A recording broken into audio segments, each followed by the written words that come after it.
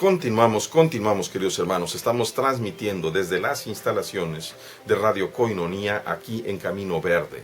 Aprovecho este momento para enviar un muy cordial saludo a todos los hermanos que nos escuchan a través de la radio, vecinos aquí de Camino Verde, en la parroquia de la Encarnación. Un saludo a todos ustedes, hermanos. Saludo a los hermanos que nos escuchan en la mesa, en el centro, en el sector de la presa, en el sector también del Mirador.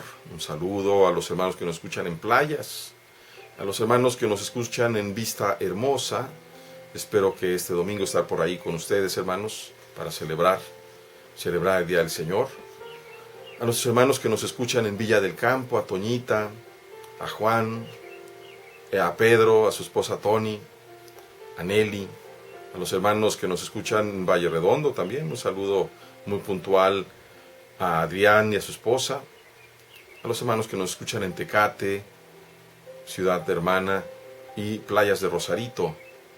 Gracias a los que nos escuchan también allende la frontera, desde San Isidro, National City, Chula Vista, Lemon Grove, El Cajón, hasta Vista, Miramar. Allá un saludo a nuestra hermana Lola Lira, que ya no nos ha marcado para decirnos que nos sigue escuchando. Saludo a nuestro hermano Albino, que también ya no ha tenido oportunidad. Espero que Dios le siga bendiciendo. Este segmento, que es el segundo, se llama Siguiendo a Jesús en la práctica. Y, obviamente, que trataremos de tener como luz el Evangelio que ya hemos escuchado.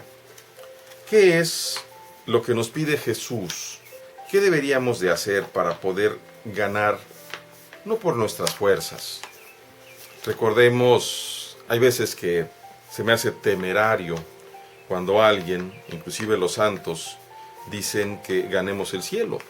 Se me hace temerario.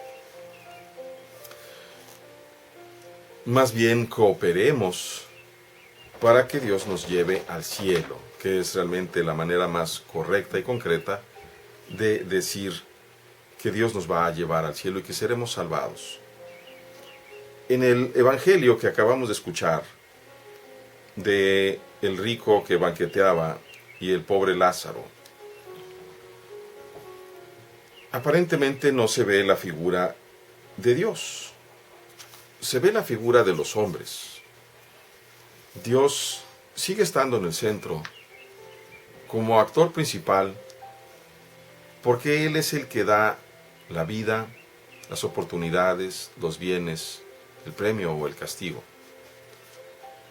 Pero el premio o el castigo vendrá también de acuerdo a nuestros propios actos, a nuestros actos personales. Y entonces vemos dos actitudes muy interesantes. No alcanzamos a analizar la actitud de Lázaro.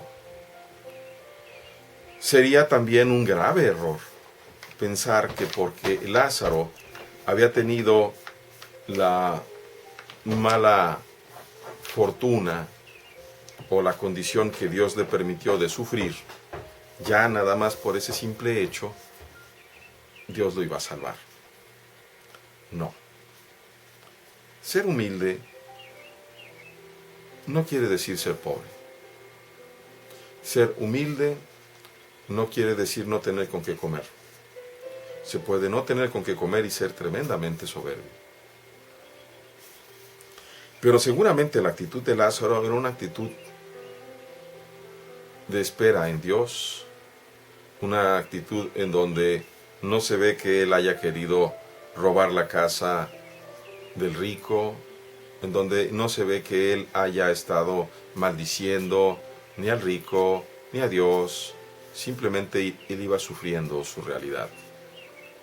Iba aceptando de la vida, es decir, aceptando de Dios todo y aquello que le iba dando Dios en tranquilidad.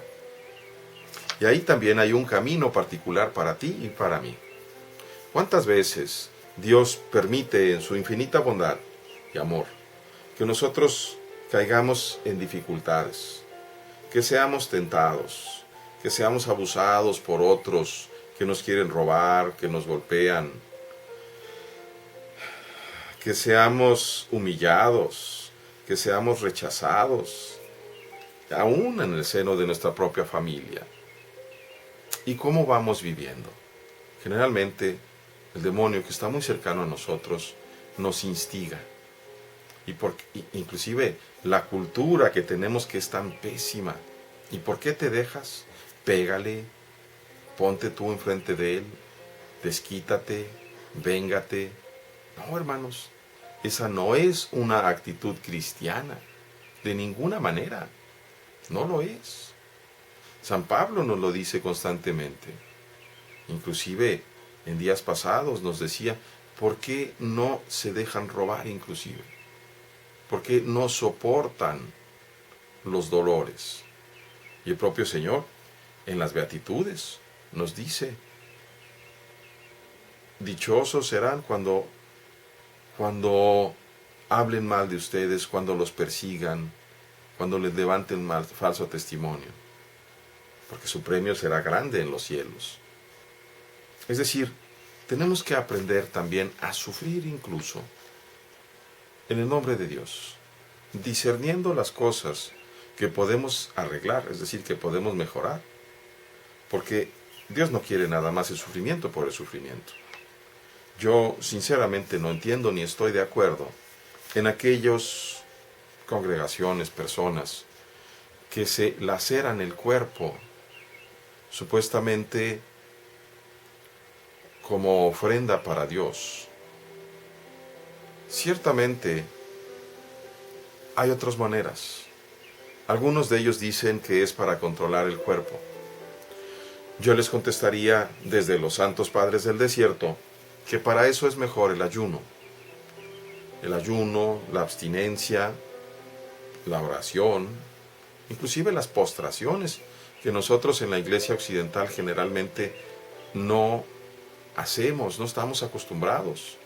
Y deberíamos de acordarnos, nuestros hermanos en la Iglesia oriental la siguen haciendo, desde el patriarca hasta el más pequeño de los cristianos ortodoxos lo hacen. Y no postrarse una vez al año como nosotros hacemos, precisamente el Jueves Santo, sino varias veces al año.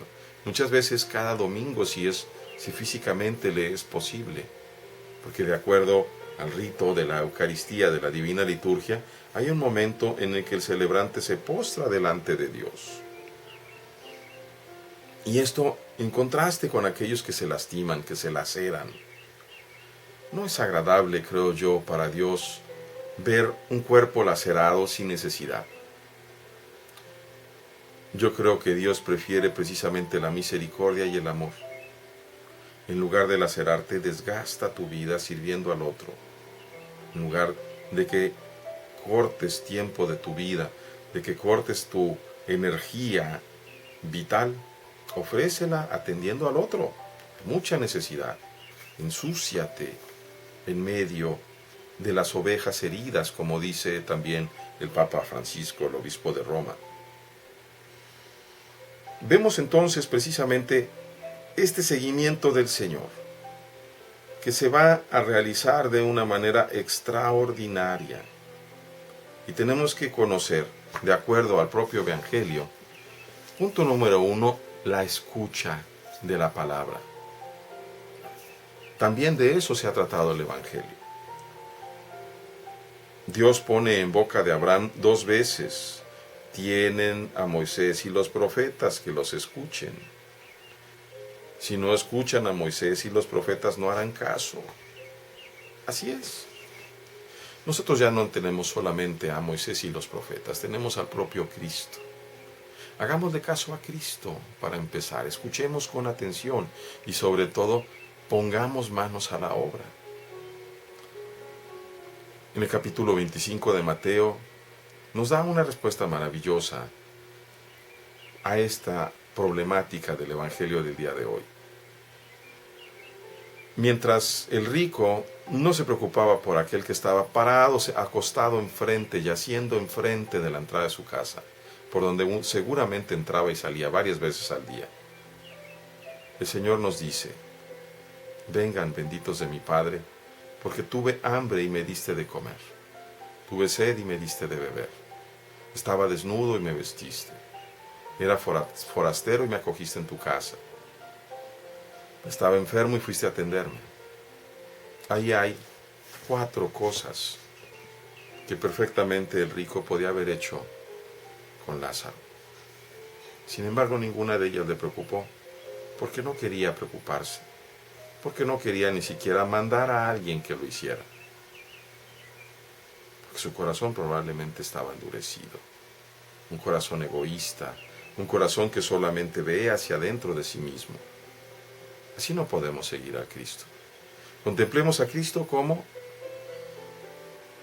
entra, se abaja, como dice también en esa kenosis San Pablo, ¿verdad? En ese abajamiento para tomar la forma de un esclavo, para estar en medio de nosotros, para venir a servirnos, a entregar su vida para ti y para mí. Eso es lo que estamos llamados nosotros a hacer, a servir al prójimo, sin contar costos. Santa Teresa de Calcuta nos dice, hay que dar hasta que duela.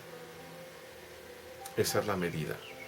Cuando ya nos duele dar, porque estamos dando mucho, entonces ya estamos dando lo suficiente. Dios nos lo conceda. Oremos unos por otros, hermanos. Dios les bendiga.